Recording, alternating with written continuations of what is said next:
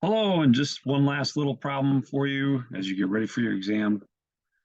This is a graph of a polynomial. I've kind of cut it off a little bit. And for purposes of this graph, let's just make that a hollow dot there so we get a little contrast between this end and this end. That's going to affect the domain. The domain is your x coordinates, so it starts at -4. And because it's a solid dot there, I'll use a bracket to include the endpoint, and it goes all the way up to +4, but there I've got a hollow dot, so I'll use a parenthesis. Now the range is the y values, so that's going to go from lowest to highest, and the lowest is down here at -38.25. That gets a bracket because we've got a solid dot there, and a solid dot up here at 6.67. Solid bracket, or a bracket, I should say.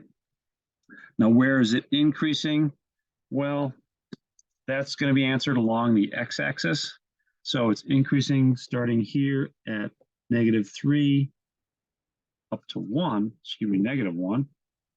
And for increasing and decreasing, I'm going to use parentheses because technically at this point, it's neither increasing nor decreasing. Same thing here.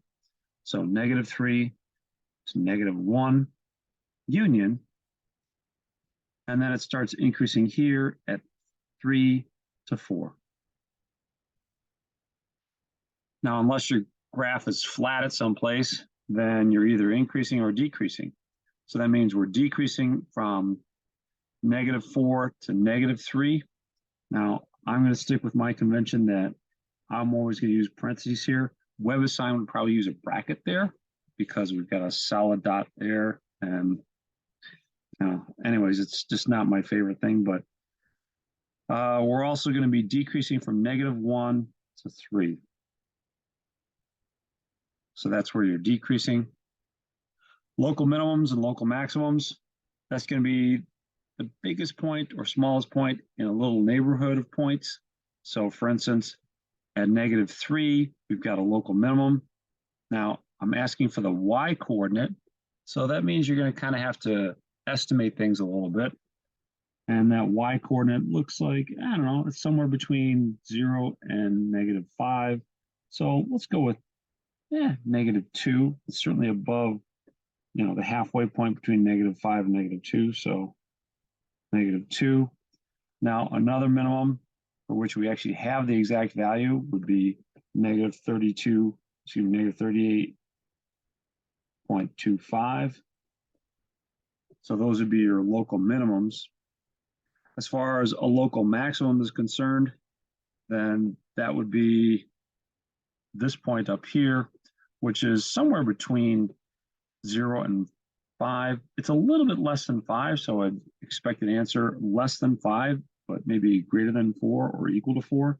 So we'll just do 4, or if you wanted to, you could do like 4.5 on something like this. Unless I give you the coordinates, I'd probably cut you some slack. The question about whether or not the graph is a function, yes, but please don't answer it just yes, because I want to know why or why not. And the reason is because it passes the vertical line test. So any vertical line you draw will only intersect the graph once. So passes the VLT. And finally, where is f of x greater than or equal to 0? Well, we're looking for that in terms of intervals. And the intervals would be where the function lies above the x-axis. So that's going to be in this interval and here. So just a couple little intervals. One from, say, -4 to -3.5. Let me kind of zoom in a little bit on that. There we go. So you have to estimate this a little bit. So the graph lies above the x-axis from -4 to -3.6. It's somewhere between -3 and -4, and it's a little bit to the left of halfway. So we'll go from -4 to -3.5. And since it's greater than or equal to, since I've got greater than or equal to, I'm using bracket here because we can include that endpoint. And then again, we've got another interval where the graph lies above the x-axis, that is, it's positive or greater than or equal to 0. And that's going to be from negative, we'll call it 2.3 to 0. So union negative 2.3 to 0. There you go.